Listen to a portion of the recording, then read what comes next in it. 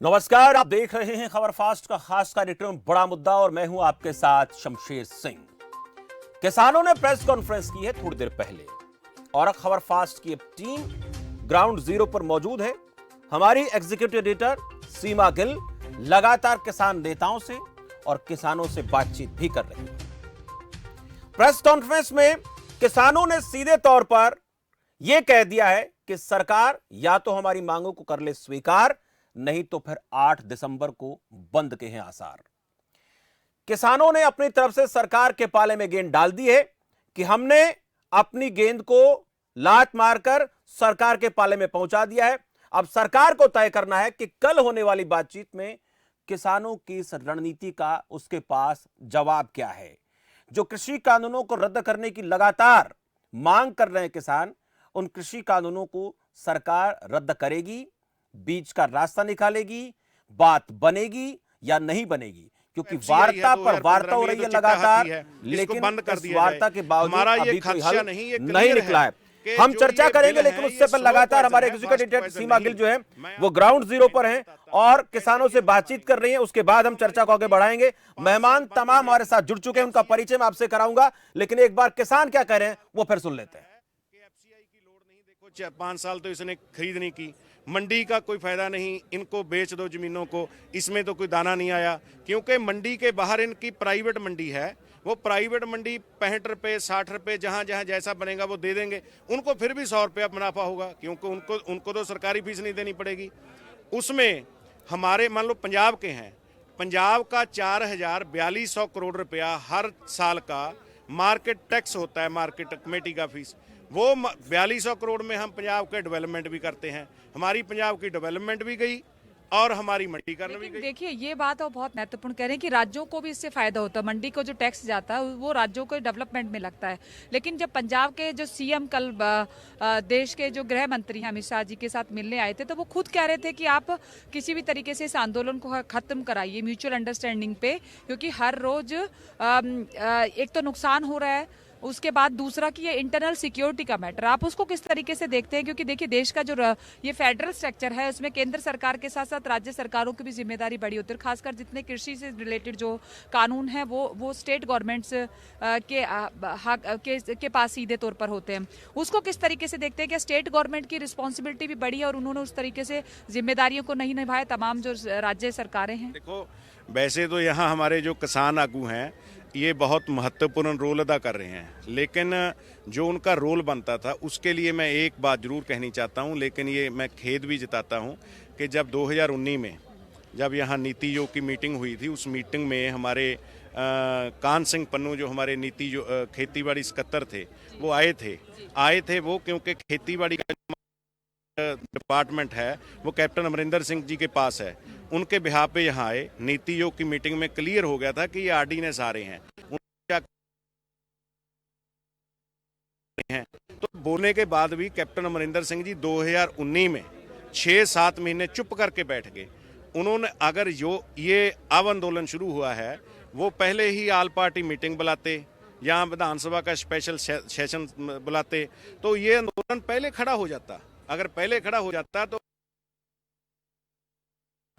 इसलिए कैप्टन अमरिंदर सिंह का ये कहना कि अब मैं आगे लगूंगा, तो अब आगे लगने से क्या फायदा है? अब तो ये बिल बन गए, कानून बन गया। अब तो ये जो नौजवान हैं, ये बुजुर्ग हैं, ये मामा हैं हमारियाँ, ये आगे लग रही हैं। अब तो पंजाब के लोग, हरियाणा के लोग, ये तो पूरा भारत आगे लग रहा है। तो इसलिए अगर राजनीतिक लोग सही भाषा में हमारे लोगों की तरफदारी करते तो ये बिल बनते ही ना।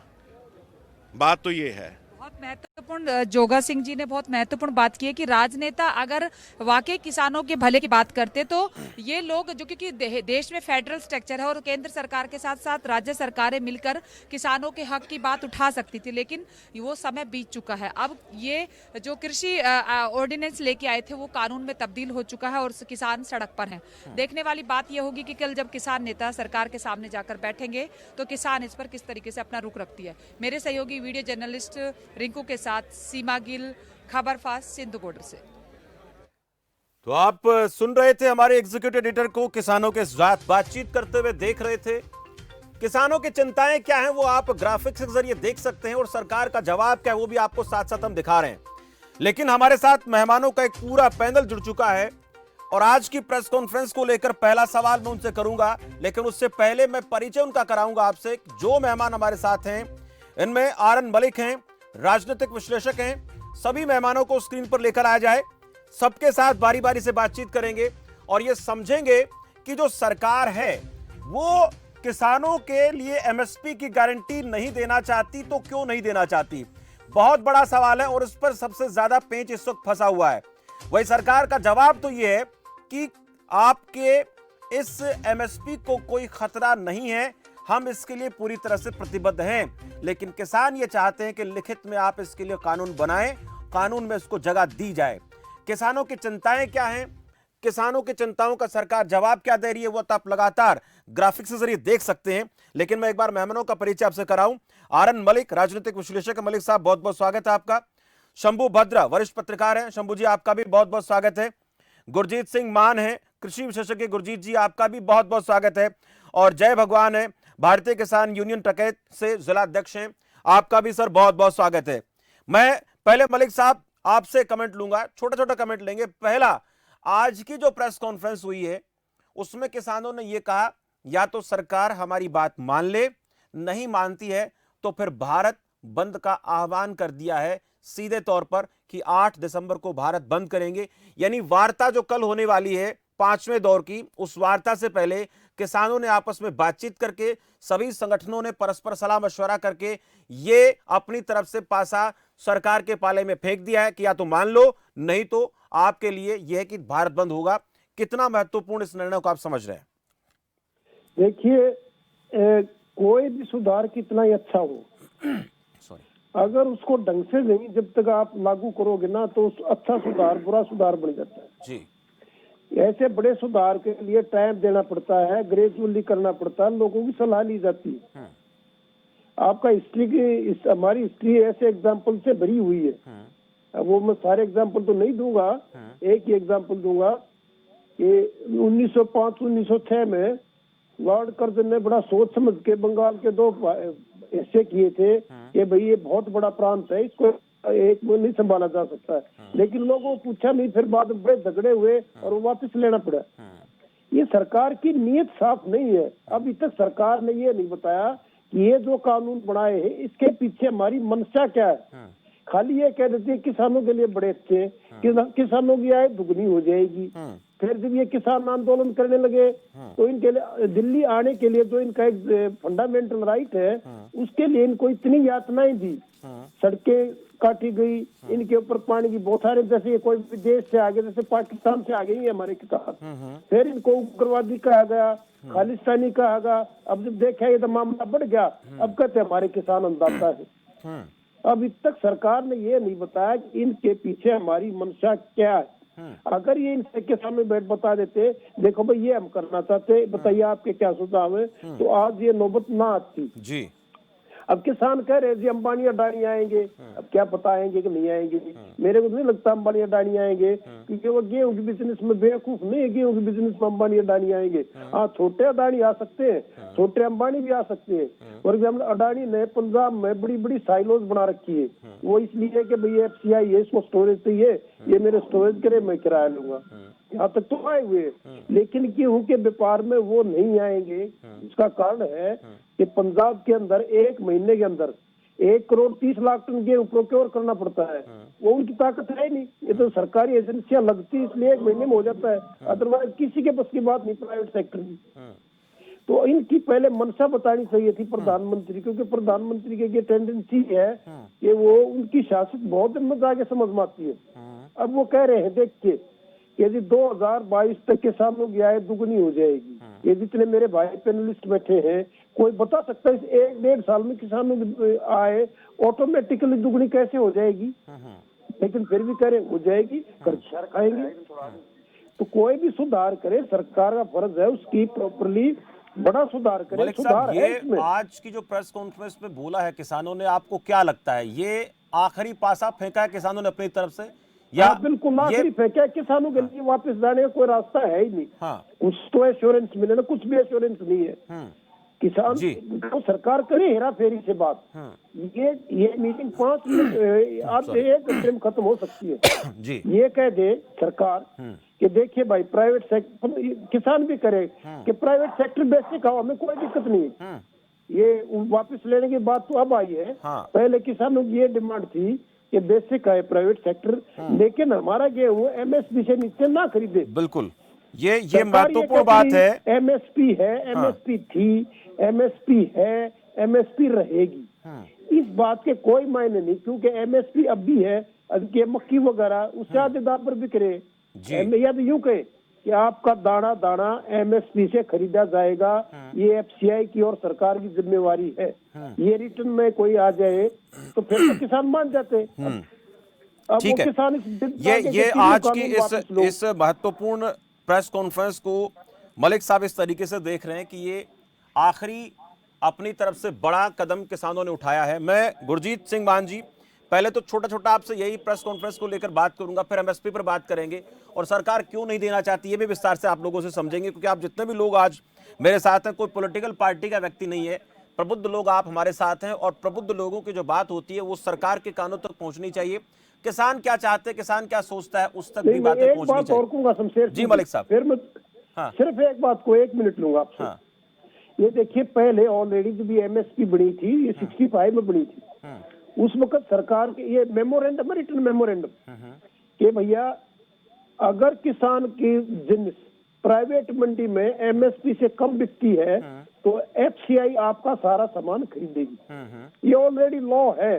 इसी को सरकार दौर आगे कह दे कि ठीक है भाई, अगर प्राइवेट आदमी नहीं खरीदेगा आपका एमएसपी से नीचे खरीदता है तो हम सरकार एफसीआई आपका सारा अनाज खरीदेगी। कोई झगड़ा ही नहीं इस बात में। ये जो बात मलिक साहब आप कहते हैं लगातार, ये बात जब भी हम चर्चा करते हैं क्यों चल रहे हैं, एक महत्वपूर्ण विषय आप जरूर बताते हैं कि एफसीआई ये ऑर्डिनेंस है और इस पर एफसीआई की जिम्मेदारी बनती है, लेकिन इस जिम्मेदारी का निर्वहन शायद किसानों को होता प्रतीत नहीं होता, इसलिए ऐसी बातें उठकर आती है। मैं गुरजीत सिंह जी के लिए थी। गुरजीत सिंह मान जी, किसानों ने आज प्रेस कॉन्फ्रेंस की और बहुत बड़ी बात कही है, या तो सरकार बात मान ले नहीं तो भारत बंद होगा। और एक छोटा सा पॉइंट और ऐड करूंगा कि वो ये कहते नजर आए कि आज अगर जो किसान हमारे साथ नहीं आएंगे वो आने वाली पीढ़ियों को क्या जवाब देंगे। यानी इस माध्यम से वो ये भी समझाना चाहते हैं कि हम आपके लिए लड़ रहे हैं, अगर आप इस लड़ाई में हमारा साथ नहीं देंगे तो ऐसा लगेगा कि जैसे सरकार जो कह रही है वो ठीक है, हम गलत हैं। ऐसा भी संकेत किसानों ने दिया है। जी मलिक साहब, शमशेर जी, मलिक साहब ने थोड़े शब्दों में हर एक बिंदु पर वैसे तो बात कर दी है और उन्हीं शब्दों के आसपास मैं अपनी बात करना चाहता हूँ कि पहले तो देखिए पंजाब में किसान बैठे रहे थे, उन्हें शायद पूरे देश ने इस प्रकार से देखा कि ये केवल पंजाब स्पेसिफिक प्रॉब्लम है, बाकी देश भर की बाकी स्टेट्स में किसी किसान को इस चीज से कोई एतराज नहीं है। इसमें मैं ये कहना चाहूंगा कि कम से कम पंजाब का किसान एक तो जागरूक है। दूसरी बात, पंजाब के साथ साथ हरियाणा के किसानों ने एपीएमसी मार्केट्स और एमएसपी का मैक्सिमम बेनिफिट देखा है और उसको टेस्ट किया कि एमएसपी का फायदा होता क्या है। जिन स्टेट्स में फॉर एग्जांपल बिहार में एपीएमसी मार्केट 2006 में खत्म हो गई थी, उनको तो पता ही नहीं है कि एमएसपी होती क्या है और उसके बावजूद वहाँ का जो राइस है वो पंजाब और हरियाणा में बिकने आता है, जिसे हमारी सरकारें और हमारे किसान रोकते हैं कि अगर ये बिक गया तो हमारा कौन लेगा। अगर वो किसान वहाँ रेल के ट्रैक रोके हुए बैठे लगभग 52 दिन केंद्रीय सरकार को नहीं दिखाई दे रहे थे, जबकि उसमें बिहार की इलेक्शंस भी आई, तो इस सरकार को हम सेंसिटिव सरकार तो बिल्कुल नहीं कह सकते कि अगर हल करना होता तो उस टाइम किसानों की बड़ी छोटी डिमांड थी कि हम ये तीनों कानून मानते हैं, साथ में हमें एमएसपी की गारंटी और एमएसपी पे परचेज की गारंटी। तीसरा उन्होंने एक और भी जोड़ा था कि अगर कोई प्राइवेट पार्टी लेती है और अगर वो बिलो एमएसपी लेती है तो इसे क्रिमिनल ऑफेंस और दंडनीय अपराध माना जाए। तब इतनी ही बात थी। हालांकि साथ में इलेक्ट्रिसिटी अमेंडमेंट ड्राफ्ट 2020 का भी इशू था। एनजीटी के ऑर्डर में जो स्टबल बर्निंग अभी तक भी किसानों के काबू नहीं आ रही है, उसको भी डाइल्यूट करने की बात थी। लेकिन उस समय अगर सरकार वहां पहुंचती खुद जा करके, तो कहीं उन बिंदुओं पर ही संवाद हो करके ठीक हो जाता। जो पहली मीटिंग सरकार ने दिल्ली में बुलाई, जो किसान नेता गए, उन्हें उम्मीद थी कि अगर प्रधानमंत्री नहीं तो कम से कम कृषि मंत्री अवश्य मिलेंगे, लेकिन उनकी भेंट करवाई सेक्रेटरी एग्रीकल्चर मिनिस्ट्री से। और किसानों को इस बात का काफी बुरा लगा कि अगर ये सेक्रेटरी को IAS अधिकारियों को पंजाब में बाबू बोलते हैं कि बड़े बाबू हैं, तो इनको मिलने के लिए बुलाना था तो ये सरकारी गाड़ी लेकर के पंजाब में आ जाते, वहां पर बात कर लेते तो ये उचित होता। तो वो मीटिंग एक तरह से सरकार ने सबोटेज की। कृषि मंत्री तोमर साहब भी वही थे, उनके मिनिस्टर ऑफ स्टेट भी दिल्ली में ही थे, लेकिन उन्होंने किसानों से मिलने की पहल कदमी बिल्कुल नहीं की। दूसरी बात, जैसे मलिक साहब ने कहा, MSP एक स्टेट इशू है और स्टेट्स नहीं सेंट्रल इशू है, और स्टेट्स इसमें जो एक्टिव हैं वो अच्छे से इसको निभा पा रही हैं। जिन स्टेट्स में ये लागू होने के बावजूद भी MSP पे परचेज नहीं होती, उनको इसका दंश भोगना पड़ता है, उनको बहुत औने पौने दाम पर अपनी चीजें बेचनी पड़ती है।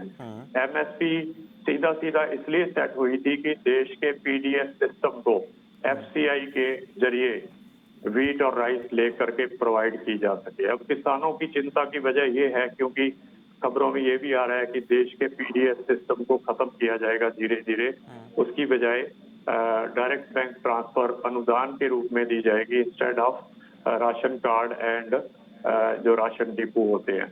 इससे किसानों का ये शक होना सबूत के साथ पक्का जाहिर होता है। अब जो आगे बात आती है कि जो आज की प्रेस कॉन्फ्रेंस थी, जैसे कल मीटिंग हुई किसानों की, ठीक है, दोनों पक्षों ने कहा कि मीटिंग सौहार्दपूर्ण हुई, अच्छे माहौल में हुई, लेकिन सेटिस्फाइड तो दोनों पक्ष नहीं थे। जो बिंदु पहले सेंट्रल गवर्नमेंट नकार रही थी, जैसे कि SDM कोर्ट की जगह जुडिशियल कोर्ट में फैसला ले जाना है, कल सरकार ने थोड़ा थोड़ा उस पर एग्री किया है। ऐसे ही 15-16 बिंदु और हैं, मुझे ऐसे ओरली याद नहीं है, जो किसान लिख कर ले गए थे, उस पर भी किसान ने कहीं ना कहीं एडमिट किया है। MSP को पुख्ता करने की भी बात की है, लेकिन किसी भी प्रकार की कमिटमेंट सरकार की तरफ से कल नहीं हुई। इसी को लेकर आज की प्रेस कॉन्फ्रेंस हुई है कि अगर सरकार ने कल भी कुछ नहीं किया तो अपने इस जो उन्होंने एजुटेशन की है इसको पुरजोर करेंगे। और आज आपने शायद निगाह मारी हो, सुप्रीम कोर्ट में भी एक पिटीशन डाली गई है कि कोरोना के नाम के साथ जोड़ करके इस किसानों के जमावड़े को दिल्ली के बॉर्डर से हटाया जाए। इसको भी किसान एक सरकार की कॉन्स्पिरेसी के रूप में देख रहे हैं कि ये पिटीशन कोरोना के खतरे को ना लेकर किसानों के खतरे बिल्कुल, को जब लेकर ऐसी सुप्रीम बातें कोर्ट मान का साहब रुख लिया होती है। हैं, जब इस तरह की बातें आती हैं, कोरोना से जोड़कर देखा जाना चाहिए और किसी तमाम मुद्दों से इस चीज़ को जोड़कर देखने की कोशिश होती है, तो किसान नेता जो बात करने जाते हैं और बातचीत के दौरान जो एक भरोसा कायम होने की बात सामने आती है, फिर ये बातें अगर सामने आती तो ऐसा लगता है कि शायद वहाँ कुछ और कहा जा रहा है, लेकिन मन में सरकार के कुछ और चल रहा है, और उसी का नतीजा इस प्रेस कॉन्फ्रेंस में किसानों का थोड़ा सा उग्र रूप देखने को मिला। शंभू जी, ये सरकार खुले मन से बात नहीं कर रही। बिल्कुल, ये सरकार बहुत खुले मन से महत्वपूर्ण है। बात नहीं कर रही। कहती जरूर है खुले मन से बात होती है। शंभू भद्र जी, आपसे जानेंगे, जो बातें हम इस वक्त कर रहे हैं उनमें सरकार का जो पक्ष है वो खुलकर सामने आ रहा है, या फिर सरकार कोई न कोई और रणनीति के तहत काम कर रही है, कोई और सरकार का एजेंडा है, कोई और सरकार की पॉलिसी है? क्योंकि आज अगर किसानों को इतना कड़ा बोलना पड़ा है तो उसके पीछे कोई तो वजह होगी। निश्चित रूप से जो मेन मुद्दा है कि सरकार और किसानों के बीच वो अविश्वास का मुद्दा है कि सरकार जो भी चीज दावा कर रही है या आश्वासन दे रही है, चाहे MSP का मामला हो या ट्रेड का मामला हो या प्राइवेट मंडी का मामला हो या बड़ी कंपनियों के एंट्री का मामला हो, इन सभी इश्यूज पे सरकार जो सफाई दी है या सरकार ने जो अपने पक्ष रखे हैं, वो किसानों को उस पर भरोसा नहीं जम रहा है। और चूंकि भरोसा नहीं जम रहा है, इसीलिए वो अपने मुद्दे पे अड़े हुए हैं और लगातार वो चाहते हैं कि ये लिखित में उनको आश्वासन मिले या परमानेंट आश्वासन मिले। जैसे 3 कानून बनाया गया तो जो उसमें चेंजेज है उसको लेकर भी संसद के थ्रू उनको मौका मिले। तो ये जो अविश्वास है दोनों किसान और सरकार के बीच में, यही कारण है कि अब तक आपने देखा कि 2 बार बैठक हुई और कोई कॉन्क्रीट नहीं निकला। और कल की बैठक पे सबकी नजर टिकी हुई है कि क्या होगा क्या नहीं होगा। उसमें भी देखिए कि दोनों तरफ से थोड़ा थोड़ा संतोषजनक स्थिति है कि हाँ, हम किसानों ने जो पक्ष रखा है उसको सरकार कह रही है कि हम थोड़ा उसमें लचीला रुख अपनाएंगे, थोड़ा संकेत दिया है कृषि मंत्री ने। और सरकार से जो बात करने के बाद किसानों ने भी कोई उग्र रूप नहीं दिखाया उस तरह से। अगर आज के प्रेस कॉन्फ्रेंस को आप देख लीजिए तो उसमें ये कहा है कि हम 8 तारीख को हड़ताल करेंगे, पहले 5 की बात कर रहे थे तो अब 8 की बात कर रहे हैं। तो इसका मतलब है कि वो इस प्रेस कॉन्फ्रेंस के जरिए कल के वार्ता के लिए सरकार पे अपना दबाव बनाना चाहते हैं किसान संगठन कि उनकी अधिक से अधिक बातों को, उनकी मांगों को माना जाए।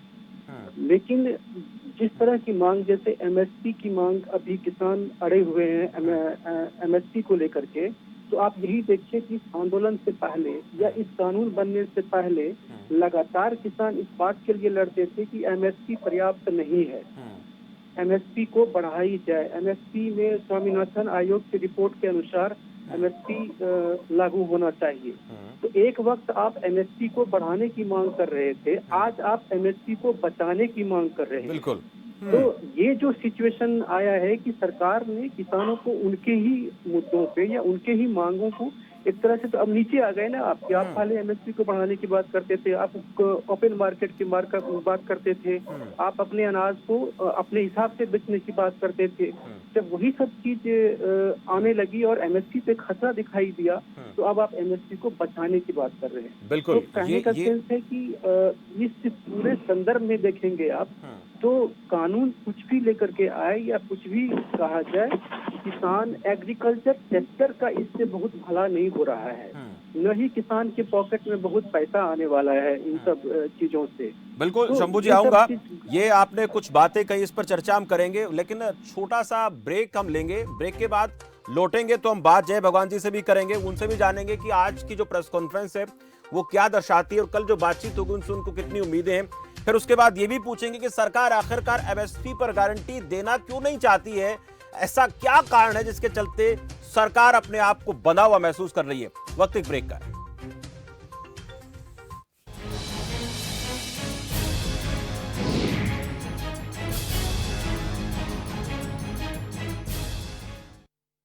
Chinar Fabrics, a stylish and fashionable, a complete menswear. Chinar Fabric. No Wi-Fi, no padhai. Get Net Plus Ultra Fast Fiber Broadband just at ₹499.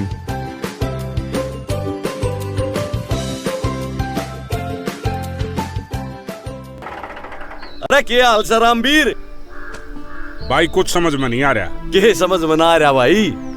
भाई पहले तो पराली खेत में ही चढ़ा दिया करते, ईब कैसे चालान कटेगा? भाई देख, खेत में पराली जलान तो पैदा होने वाला धुआं हवा ने तो प्रदूषित करे है, और इस खेत में केचुए और दूसरे छोटे जीव भी वे भी जल कर मर जा से, और इस खेत की उपजाऊ शक्ति भी कम हो जा से। मतलब पराली जला में ना, या तो बड़ी मुसीबत होगी किसान खातिर। मुसीबत नहीं, फायदे का सौदा। फायदे का सौदा? हाँ भाई, फायदे का सौदा। पराली बेचो, पैसे कमाओ। अच्छा हाँ, क्योंकि हरियाणा में या बेकार लगने वाली इस पराली तय बिजली और बायोगैस बनाई जा रही है, और जल्दी इस तय एथनॉल बनाने की तैयारी हो रही है। आप भी पराली बेचकर मुनाफा कमाइए। अधिक जानकारी के लिए अपने जिले के अतिरिक्त उपायुक्त कार्यालय से संपर्क कीजिए। ये पराली नहीं जलेगी, क्योंकि पराली से फायदे का सौदा। No Wi-Fi, no padhai. Get Net Plus Ultra Fast Fiber Broadband just at ₹499.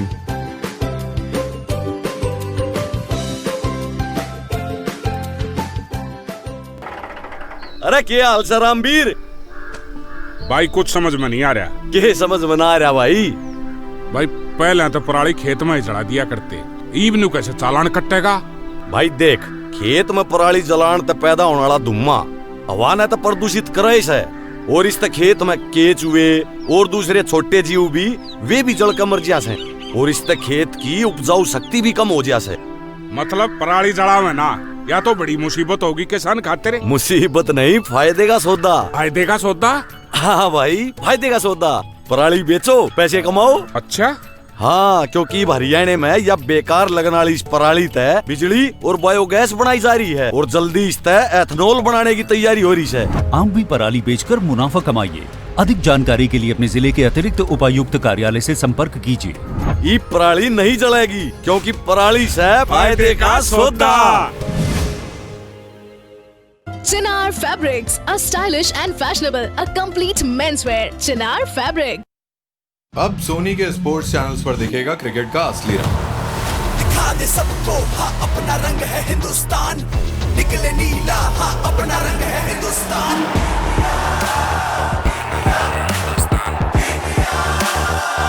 Time आ गया है क्रिकेट का असली रंग दिखाने का। अपना रंग है हिंदुस्तान।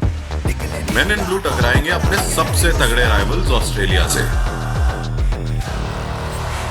सिर्फ सोनी के स्पोर्ट्स चैनल्स पर।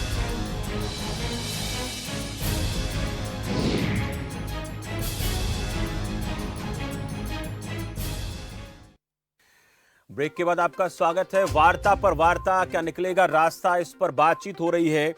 और आज की जो प्रेस कॉन्फ्रेंस है उसको लेकर हम लगातार बात कर रहे हैं कि इसका मायने क्या है, इसके मतलब क्या है।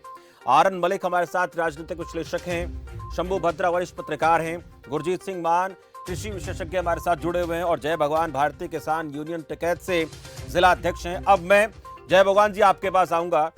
आज की प्रेस कॉन्फ्रेंस को लेकर 3 वरिष्ठ लोगों से मैंने बात की। तीनों का एक ही कहना है कि ये आखिरी पासा सरकार पर एक तरह से बड़ा दबाव बनाने का प्रयास इसको हम कह सकते हैं, क्योंकि जितना ज्यादा दबाव सरकार पर बनेगा उतना जल्दी किसानों की मांगों को स्वीकार किया जाएगा। और अगर स्वीकार नहीं करती इतना कुछ कहने के बाद भी, तो फिर किसानों को अगला कदम उठाना पड़ सकता है। आपसे जानना चाहूंगा, ये प्रेशर बनाने की कोशिश हो रही है, इससे कितना फर्क पड़ेगा?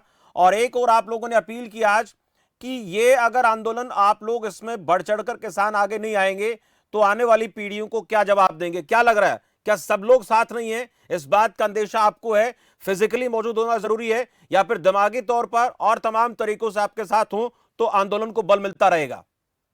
शमशेर जी, मैं पहले तो आपको धन्यवाद करता हूँ जी, शुक्रिया। और आपके चैनल के माध्यम से इस सरकार को बताना चाहते हैं कि हमारे भारत के जितने भी संगठनों का एक निर्णय हो गया है, अगर इस सरकार ने तीनों काले कानून नहीं माने गए, ये किसानों का खून चूसने का जो काम कर रहे हैं, तो इसमें हम पूरा हरियाणा किसान, भारत के किसान पूरा हरियाणा को बंद कर देंगे। ये ही निर्णय लिया है किसान भाइयों ने। अब वही मोदी सरकार से आप इस काले कानूनों को खत्म करवा के ही इस आंदोलन को खत्म करेंगे। रास्ते की बात होती है, कभी कभी बीच का कोई रास्ता निकाल लिया जाए, या फिर तीनों कृषि कानून ही रद्द करने की आखिरी मांग है, यही है, इसके अलावा कुछ नहीं है? वो हमारे किसानों को, नेताओं को बार बार बुला रहे हैं, मीटिंग कर रहे हैं और इन्होंने अपना निर्णय ले लेना चाहिए सरकार ने। ये बहुत ही भयंकर रूप है इस आंदोलन का। ये किसान, पूरा भारत के किसान मजदूर मानने वाले नहीं है। ये जब तक इन काले कानूनों ने खत्म नहीं करवाओगे शमशेर जी, इतना कोई मानने वाले नहीं है। मोदी सरकार ने अपने कान खोल लेने चाहिए। मोदी सरकार खुद 2011 में जब गुजरात के मुख्यमंत्री थे, उस टाइम जब ये खुद किसानों का आंदोलन खड़े थे, उसमें के लेटर दिखाए हैं, ये इसके विरोध थे। अब प्रधानमंत्री बनने के बाद ये लागू कर गए हैं। नहीं तो 2011 में तो इन्होंने खुद लिख के दे रखा है, वो विधानसभा में दिखाया भी है। अब ये अपनी बात प्रधानमंत्री बनने के बाद ये आपको क्या जय भगवान जी, क्या कारण आपको समझ में आता है कि जब 2011 में तो खुद प्रधानमंत्री गुजरात के मुख्यमंत्री होते हैं तो पत्र लिखते हैं केंद्र सरकार को, मनमोहन सिंह को, लेकिन आप खुद ही इसको लागू करना चाहते हैं? आप लोगों को इसके पीछे सरकार की जो सोच है, मंशा क्या नजर आती है? वो बहुत ही गलत मंशा है किसानों के प्रति। पूरा भारतीय किसान, मजदूर और ये व्यापारी भाई, ये भी हमारे साथ हैं, पूरे सभी साथ है हमारे। लेकिन इनमें सोचना चाहिए मोदी जी में, भाई तुम 2011 में क्या सोच रहे थे, आज क्या सोच रहे हो प्रधानमंत्री बन के? ठीक, ये किसानों का तो खून पीने का काम कर रहे हैं। पूरे किसानों ने गला घोटू लगाने का काम कर रहे हैं जी। जय भगवान जी की कुछ बातें हैं, मैं उनका जवाब मलिक साहब से लूंगा। मलिक साहब, 2011 का जिक्र इन्होंने किया, लेकिन एक चीज मैं आपसे पूछूं, एक बड़ा ही महत्वपूर्ण सवाल है, मैं आप तीनों लोगों से पूछूंगा, मलिक साहब से भी, शंभू जी से भी, गुरजीत सिंह जी से भी। एमएसपी की जो गारंटी है वो सरकार देना क्यों नहीं चाहती? उसके पीछे सरकार की सोच, मंशा, रणनीति क्या है जिसकी वजह से नहीं देना चाहती? क्योंकि आपको लगता है कि देना सरकार के लिए आसान है या मुश्किल ये काम है? अगर आसान काम है तो क्यों नहीं दे रही है, और मुश्किल है तो फिर उसको पीछे कारण क्या नजर आते हैं? क्योंकि ये जो गहरी सोच है, गहरी रणनीति है, इसके बारे में तो आप लोग ज्यादा समझदार है, ज्यादा जानते होंगे आम आदमी की बजाय। देखिए, क्योंकि आज ये बात किसान यूनियन के आदमी है, मैं पहले एक और बात कहूंगा। ये हरियाणा में बाजरा की खरीद है 2150 रुपए, और किसानों ने झूठी बुकिंग करा दी कि मैं 110 क्विंटल दूंगा, मैं 120 क्विंटल दूंगा। बाजरा बोया वो हुआ कोई 5-10 क्विंटल। राजस्थान से बाजरा भिवानी और नारनौल जिले के किसानों ने सस्ते भाव में खरीद के पर क्विंटल 500 रुपए बचा के पैसे कमाए। मेरा एक दोस्त है, उसने कहता है मैंने 110 क्विंटल बाजरा खरीदा राजस्थान से, 500 रुपए बचे और 55,000 रुपए एक दिन में कमा लिए। ये हार्ड फैक्ट है। बिल्कुल। देखिए, किसान को एक्सप्लॉइट कर रहा है। ये राजस्थान सरकार क्यों नहीं 2150 करती? अब कहते एक भाव एक देश एक मंडी, कहाँ गया वो एक भाव एक देश एक मंडी? अरे ये भारत किसान यूनियन को भी चाहिए कि भाई एक हमारा ही किसान दूसरे किसानों क्यों एक्सप्लॉइट शोषण कर रहा है? पहले ये बात। अब ना पूछिए आपने मनसा एक बात, देखिए जब एफसीआई बनी थी वो इसलिए बनी थी कि अगर देखिए जब ये ग्रेन ट्रेड इतना भारी काम अकेली सरकार नहीं संभाल सकती। ये हमारा हिंदुस्तान एक ऐसा देश है जिसमें सारी ग्रेन अनाज खरीदता है और बांटता है, और कोई देश नहीं करता। ये सिस्टम किसी देश में नहीं है। ये इंदिरा गांधी जी ने किया था ग्रेन ट्रेड टेक ओवर का फैसला। उससे पहले ये था, पहले तो एमएसपी फिक्स की, भाई ये मिनिमम इतनी सपोर्ट प्राइस तो किसान को मिलनी चाहिए। अगर उससे कम कोई खरीदता है तो उस किसान का शोषण है और वो डिस्ट्रेस सेल है। इसलिए वो एफसीआई बढ़ाई उन्होंने कि भाई अगर प्राइवेट जो पर अनाज की मंडियां होती थी, सोनीपत होती थी, रोहतक होती थी, किसान अपनी गाड़ी में लेके गेहूं बेच के आता था, गुड़ बेच के, सारी चीज बेच के आता था। तो उसको बचाने के लिए किसान की एक सेफ्टी बेल्ट दी थी कि भाई अगर वो कम भाव पर बेचता है, उस वक्त एमएसपी की कीमत फिक्स की थी 65 रुपए पर क्विंटल 65 में, यानी 26 रुपए मन। तो किसान ने कहा भी 26 रुपए मन से तो किसान मारा जाएगा। इसलिए कहा भी अगर आपके मंडी वाले 26 रुपए मन से कम गेहूं खरीदते हैं तो एफसीआई आएगी, आपका 26 रुपए खरीद लेगी। बड़ी अच्छी बात। एफसीआई का दूसरा काम दिया था कि भाई एक तो आप फौज को जितना गेहूं एफसीआई भेजेगी, एक अकाल पड़ेगा उसमें एफसीआई देगी। तीसरा, अगर मान लो मंडी वाले लालाओं ने होर्डिंग करके गेहूं के भाव ज्यादा बढ़ा दिए, किसान तो बेच गया। जो आम आदमी कोई 2 मन खरीद रहा है, 3 मन खरीदते हैं शहर के लोग, अगर बढ़ा दे फिर एफसीआई मार्केट में आ जाएगी और भाव को नीचे गिराएगी। ये कानून है वैसे तो कि भाई अगर किसान की फसल एमएसपी से कम होता है तो ड्यूटी एमएसपी की, पर लेकिन कोई किसान कोर्ट में जाए कि जी FCI should be directed to purchase, वो एक लंबी प्रोसीजर है। इसलिए सरकार को ये सरकार क्यों पीछे भागना चाहती है? आई विल टेल यू इसकी कहानी क्या है। इसकी कहानी ये है, बात तो ठीक है, ये सारी बीमारी की जड़ थी 2013 में कांग्रेस ने आखिर माह के दिसंबर में जब इलेक्शन से पहले एक फूड सिक्योरिटी एक्ट बना दिया। उसमें अगर वो इतना कर देते, उसमें जिसमें गेहूं 2 रुपए किलो मिलेगा और चावल 3 रुपए किलो मिलेगा। अगर ये कर देते ना जो बिलो पॉवर्टी लाइन उनके लिए, फिर तो बहुत अच्छा था। कांग्रेस ने ये कर दिया कि 70% ऑफ द रूरल पॉपुलेशन को दिया जाएगा और 50% अर्बन पॉपुलेशन को। दैट मीन्स टोटल इंडिया की जो पॉपुलेशन है उसका 2/3। कोई सरकार चाहे बीजेपी हो चाहे कांग्रेस हो, इतना सस्ता अनाज इतनी भारी पॉपुलेशन को अफोर्ड नहीं कर सकती। उसमें क्या हुआ, फिर सर्वे करने लगे हरियाणा में कि भाई 50% अर्बन पुअर को छाटो जिनको हमने 2 रुपए देना है। वो एक आदमी की ड्यूटी लगी, वो शिवाजी कॉलोनी रोहतक में गया, कि भाई 50% गरीब आदमियों को छांट के लिस्ट बनाओ। वो कहता जी सबके घर में एसी लगे हुए हैं, यहाँ को गरीब ही नहीं। कहता तू सरकारी पॉलिसी फेल करना चाहता है कि तू जैसे तैसे नाम लिख लिया, वो नाम लिख लिया, उन्हें चढ़ा दिए। अब उन आदमियों को पता नहीं कि मैं एंटाइटल 2 रुपए किलो, वो सारा 2 रुपए किलो उसके नाम का वो जो कोटा मिलता है ना जिनको, वो उनकी दिखा के सारा मार्केट में बेच रहे। तो इस FCI में डिस्ट्रीब्यूशन में बड़े भारी स्कैंडल है और मोदी सरकार उससे बचना चाहती है कि किसी तरह से ये जो ये स्कैंडल खत्म हो जाए। ये FCI का ये 2 रुपए बांटना, 3 रुपए बांटना, ये सरकार का काम नहीं है। गरीब आदमी हम सीधे पैसे देते, सोच के तो ये कर रहे थे। लेकिन इसे करने के लिए अब ये अगर ऐसे करेंगे तो फिर किसान खरीदेगा कौन?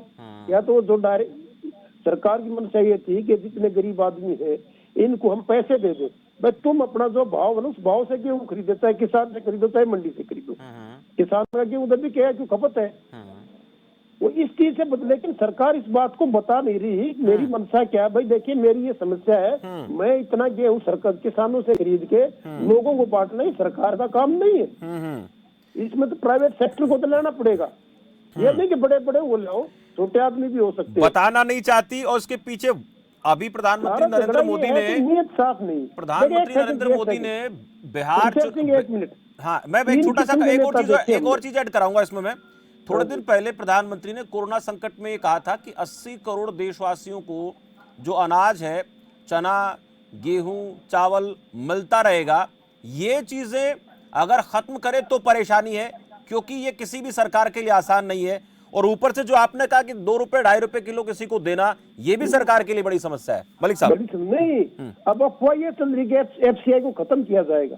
FCI के ऑफिस में जाओगे ना, वो कह रहे थे आजकल बात ये चली FCI खत्म किया जाएगा। अरे तुम चोर दरवाजे से कानून क्यों पास करते हो? सीधी बात बताओ, किसानों के व्यूज लो, फिर फैसला लो। अब देखिए 2-3 किस्म के नेता होते, एक तो वो किस्म जैसे चौधरी देवीलाल थे और थे, भाई लोगों से पूछ के पंचायती ढंग से फैसले करो। एक वो नेता होते हैं, वो कहते हैं जो हमने स्टैंड ले लिया, अगर उसमें हम झुक गए तो फिर हम नेता नहीं। तो प्रधानमंत्री जी उस किस्म के नेता है, अगर जो कह दिया मैंने वही पत्थर की लकीर, मैंने नहीं झुकना किसानों ने भी नहीं। इधर से किसान नहीं झुकेंगे, इधर से प्रधानमंत्री होगा क्या एक्सप्लोजर, टक्कर, सीधी टक्कर होनी है, देख लेना आप। ये आपने एक चिंता जाहिर की है और इस चिंता से गुरजीत सिंह जी कितना इत्तेफाक रखते हैं, शंभू जी कितना इत्तेफाक रखते हैं, दोनों से मैं पूछूंगा। मान साहब MSP, हाँ MSP जी, MSP सरकार की लड़ाई होगी दोनों तरफ से, ये अहम की बात है। मान साहब, मलिक साहब ने बात कही कि सरकार ये बात बताना नहीं चाहती, खुलकर ये बात बता दे तो इसमें सरकार को नुकसान क्या है और क्या कारण आपको नजर आता है कि सरकार MSP लिखित में नहीं देना चाहती किसानों को, जिसकी लगातार वो मांग कर रहे हैं? से एग्री करता हूं कि सरकार ने ये सब कुछ ट्रांसपेरेंट तरीके से नहीं किया। 5 जून को ऑर्डिनेंसेस आते हैं, किसी को बताया नहीं जाता। ये तो पंजाब के, हरियाणा के कुछ किसानों ने इंटरनेट से, कृषि मंत्रालय की वेबसाइट से खोज लिया, कहीं मीडिया में छोटी सी खबर आई, उससे क्लू लेकर के ऑर्डिनेंसेस को पढ़ा। ऑर्डिनेंसेस ज्यों के त्यों ही बिल फॉर्म में बन गए, बाद में एक्ट बन गए। ये अगर पहले से डिस्कशन में लिया होता तो हो सकता है कि बहुत सारे बिंदुओं पर किसान भी सहमत होते कि MSP भी रहे, कॉर्पोरेट फार्मिंग भी रहे। जिस किसान को जौन सा तरीका सूट करता है वो उसको अडॉप्ट कर लेगा। उसके बाद जैसे मलिक साहब ने कहा जो FCI में है, मैं यही कहूंगा कि करप्शन है, PDS में करप्शन है। लेकिन APMC के जो एक्ट्स हैं उनकी बड़ी देर से मांग रही है कि इनमें रिफॉर्म्स लाए जाए, जो इनमें खामियां हैं उनको दूर किया जाए। हरियाणा ने एक कोशिश आधी अधूरी की, मेरी फसल मेरा ब्यूरो के नाम से, वो भी अपने आप में फॉल्टी थी। और आपने सुना, पहले चर्चा करते रहे हैं कि बार बार सर्वर क्रैश होते थे, डेटा नहीं एंटर होता था। आधी अधूरी तरीके से ही वो किया और आधे अधूरे तरीके से ये कानून लेकर आए हैं। पूरी फसल भी नहीं खरीदी जाती, इसके भी शिकायतें बहुत बार आती रही हैं लगातार। एग्जैक्टली, उस पे जो एक तो रिस्ट्रिक्टिव थी कि सरसों आप 6 क्विंटल ही बेच सकते हो, बाकी कहाँ बेचोगे। इसी प्रकार गेहूं के लिए चलो 20 क्विंटल उन्होंने पर एकड़ रखी है, लेकिन अगर किसी फार्मर की 20 क्विंटल से अधिक होती है, इसका मतलब तो डिनायल है एक प्रकार से। फिर ये भी रिस्ट्रिक्ट किया गया कि आप एक ही पर्टिकुलर तहसील में अपनी फसल बेचोगे। पूरे देश की मंडी तो अलग बात है, पूरे हरियाणा की मंडी भी किसानों के लिए खुली नहीं है। इसी प्रकार से जैसे ये इस नैरेटिव को बदलने की बात मैंने कोर्ट वाली कही, आज ही एक जो नया मुद्दा खड़ा हुआ था कि कैनेडियन कनाडा के जो एम्बेसडर को तलब किया है भारत सरकार ने कि कनाडा के प्राइम मिनिस्टर ने भारत के मामले में दखल अंदाजी की है, उससे सरकार एकदम आहत हुई है। लेकिन इसके पैरेलल जब ट्रंप आते हैं फरवरी 2020 में इंडिया, और फिर मोदी जाते हैं सितंबर में वहां पे यूएसए में, और तब एक दूसरे से जो वार्ता होती है, क्या वो इंटरफेरेंस नहीं है?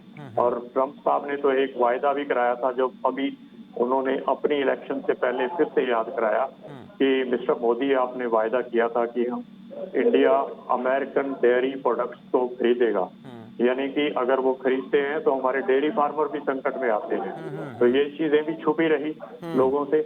तो जब सरकार ट्रांसपेरेंट नहीं है तो शक होना वाजिब है। एक मैं बात, छोटा सा बिंदु और जोड़ना चाहूंगा कि एमएसपी के साथ जो एपीएमसी मार्केट तो बंद हो जाने की बात किसान करते हैं, ये बिना किसी बेसिस के नहीं है। आज मुझे वो डॉक्यूमेंट मिल नहीं पाया। 2018 में जब अरुण जेटली फाइनेंस मिनिस्टर थे, तब उन्होंने शायद नीति आयोग में ये मेंशन किया था कि एपीएमसी मार्केट की देश को जरूरत नहीं है, ये व्हाइट एलिफेंट है। तो कहीं ना कहीं तो जो चिंगारी होती है ना, जहाँ से आगे बढ़ती है, तो फार्मर्स, जैसे कि आप अपने दिल्ली बॉर्डर पर देखें, पढ़े लिखे फार्मर्स हैं, और फार्मर्स तो ये भी कहते हैं कि हम लोग कई मिनिस्टर से भी अधिक पढ़े हैं, बीटेक, एमबीए, एमटेक और कृषि के पीएचडी, हर प्रकार से वो सक्षम है इन सब चीजों को समझने के लिए। उनके विदेश में लिंक हैं। अपने चर्चा से पहले न्यूजीलैंड के फार्मर आ रहे थे, वो बता रहे थे वहाँ क्या सिस्टम है। तो ये जो आदान प्रदान इंफॉर्मेशन का है, इसमें सरकार बारी बारी किसानों को भोला कह करके उल्टा उन्हें आहत कर रही है। अब जैसे कि मलिक साहब ने बिल्कुल ठीक कहा कि एक टकराव की ओर जा रहे हैं। मेरा अपना मानना है कि अगर प्रधानमंत्री जी थोड़ा सा पीछे हटते हैं तो इसमें उनकी जीत होगी, और अगर वो पीछे नहीं हटते, हो सकता है किसानों को वहां से खदेड़ दें, तो वो उनकी जीत भी हार के रूप में मानी जाएगी। ये मैं अपने साथी शंभू जी, टकराव के संकेत मिल रहे हैं, यही बात गुरजीत जी कह रहे हैं, यही बात मलिक साहब कह रहे हैं। और आपकी नज़र में सरकार जो एमएसपी की गारंटी देना नहीं चाह रही, दे नहीं रही, हालांकि जुबानी बताती है, संवैधानिक तौर पर नहीं बात हो पा रही है, लिखित में किसान चाहते हैं, आपको उसके पीछे क्या मंशा, कोई वजह, कोई सोच नजर आती है, कोई मंशा नजर आती है, या सरकार पर किसी प्रकार का दबाव है? केवल भारत का नहीं, अंतर्राष्ट्रीय स्तर पर किसी प्रकार के दबाव की बात करना चाहें, वो भी आपको इसमें नजर आता है क्या? देखिए, अभी मैं उसी तरफ अपनी बात को रखना चाह रहा हूँ। हाँ। कि हमारे दोनों पहले के पैनलिस्ट ने यहाँ लोकल में क्या समस्या है उनको लेकर के बात कही है, लेकिन इंटरनेशनल लेवल पे देखें तो भारत की जो एग्रीकल्चर पॉलिसी है उस पे इंटरनेशनल दबाव है, और ये दबाव आज से नहीं है, उदारीकरण के वक्त से है।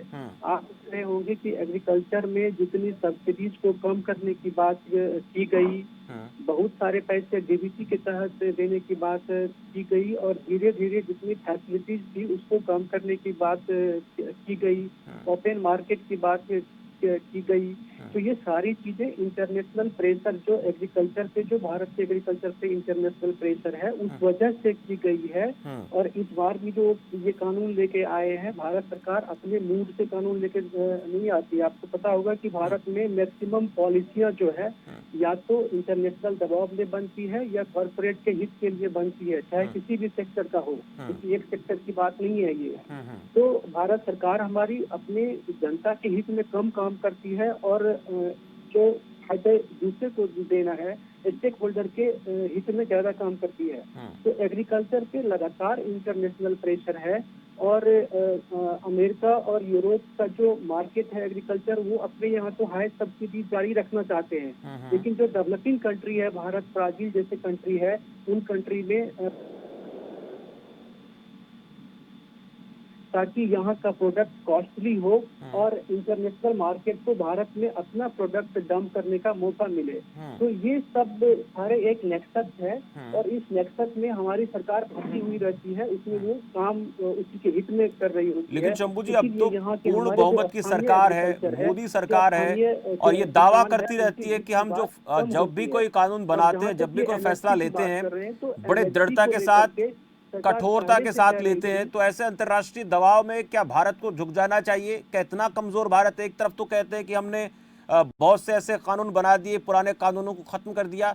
अंतर्राष्ट्रीय दबाव को सहन करने की ताकत क्या मोदी सरकार में नहीं है?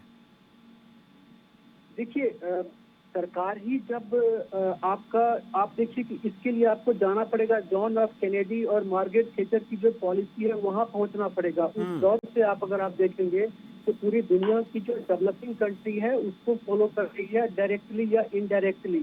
ये जो जितने भी आप आतंकवाद देखते हैं, जितने भी आपके एशियाई देशों में दखल देखते हैं, वो सारे गेम प्लान के तहत है, सारे प्रायोजित है, सारे मार्केट के लिए है, ताकि उनका डिफेंस हथियार बिकता रहे। वही एग्रीकल्चर में वही किया है कि देखिए, एग्रीकल्चर, फार्मा सेक्टर और पेस्टिसाइड इंडस्ट्री, इन तीनों का नेक्सस है और इसी नेक्सस के आधार पे हर देश की एग्रीकल्चर पॉलिसी, हर देश की एग्रीकल्चर में प्रोडक्ट। आप देखिए कि भारत के हरित क्रांति के नाम पे भारत की जो जितने भी फसलें थी सब नष्ट कर दी गई। भारत को केवल चावल गेहूं उगाने के लिए छोड़ दिया गया, वो इसीलिए कि इस दोनों में सबसे अधिक पानी लगता है। भारत का जो पानी कंजर्वेटिव है वो खत्म हो रहा है। मैं दूसरी तरफ आपकी बात को ले गया, किस तरह से एक साजिश चलती रहती है इंटरनेशनल, जिसके टैग में भारत रहता है। आपने अपने स्थानीय सभी फसल को खत्म करके और आपने कहा कि गेहूं और चावल हम ज्यादा पैदा कर रहे हैं। हुआ ये कि वो फसलें किस तरह ले ली इन फसलों ने, आपका तिलहन चला गया। आज भारत तिलहन का सबसे बड़ा आयातक बन गया, तिलहन का आयातक बना हुआ है। तो ये कैसे हुआ?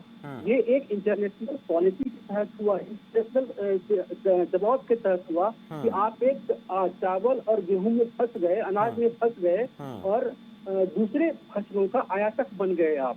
बिल्कुल। तो ये सारी जो भारतीय किसान है उनके दिमाग में भी ये बात नहीं आती है। जो हमारे आज किसान आंदोलन कर रहे हैं एमएसपी के, वो बेसिक जो कृषि की समस्या है उसको लेकर वो बात ही नहीं उठाते हैं। हमारे किसान भी नहीं बात उठाते हैं, क्योंकि हमारे किसान के जो नेता है या जो नेतृत्व कर रहे हैं, कहीं न कहीं किसी न किसी राजनीतिक दल से या राजनीतिक तरीके से भी प्रेरित लगते हैं। उसमें तो इस कारण से वो असली मुद्दों तक नहीं आ पाते हैं, जैसा मुझे लगता है। बिल्कुल, ये बहुत बड़ा नेक्सस है और ये आज से नहीं, हरित क्रांति के दौर में देखा कि किस तरीके से हिंदुस्तान में ऐसे रासायनिक खादों का आयात हुआ। उन रासायनिक खादों के चलते भारत में उत्पाद तो बढ़ा, लेकिन जो किसान की आमदनी की बात होती है, जितनी बढ़नी चाहिए थी उतना उसको लाभ मिला नहीं, और इसलिए आज इस प्रकार के संकट जो है खड़े होते नजर आते हैं। जय भगवान जी, छोटा सा कमेंट आपका चाहूँगा।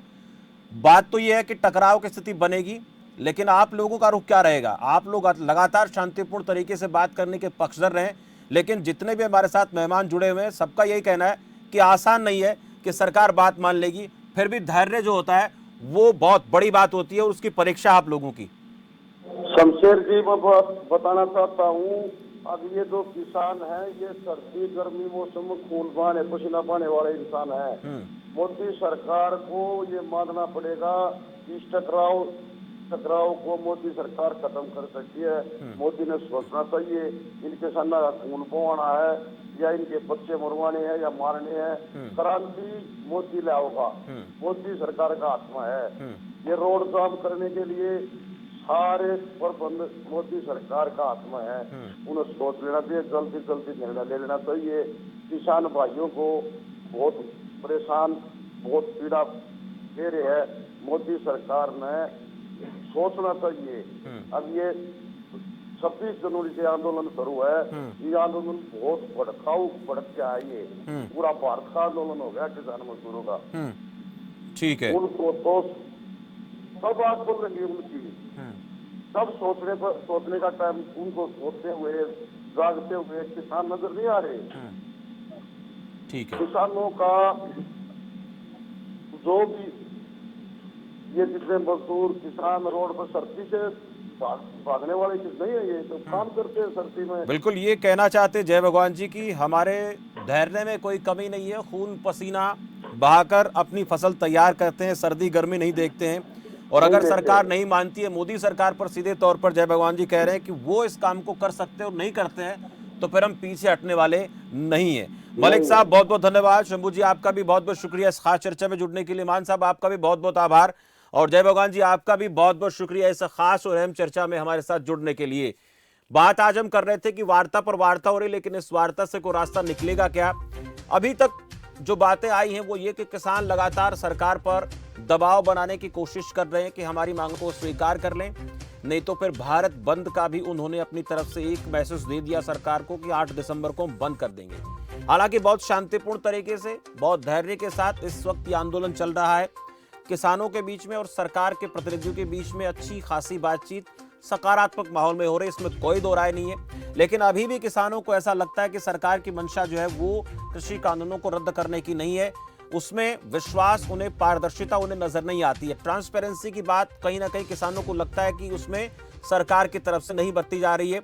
दूसरी तरफ आज हम खास चर्चा ये भी कर रहे थे कि सरकार एमएसपी देना क्यों नहीं चाहती है। जो बातें हो रही हैं लिखित में, तो उसको लेकर के हमारे जितने भी वरिष्ठ पत्रकार जुड़े, राजनीतिक विश्लेषक और कृषि विशेषज्ञ जानकार लोग जुड़े, उनका यही कहना था कि सरकार के सामने बहुत सारी चुनौतियां, अंतर्राष्ट्रीय दबाव की बात यहां पर हो रही है, और इसके साथ साथ हमारी जो पॉलिसी बनती है, हमारी जो नीतियां बनती हैं, उनमें इतना सारा खोट, इतनी सारी खामियां हैं, जिसके चलते सरकार के पास इसको लिखकर देना बहुत आसान काम नहीं है।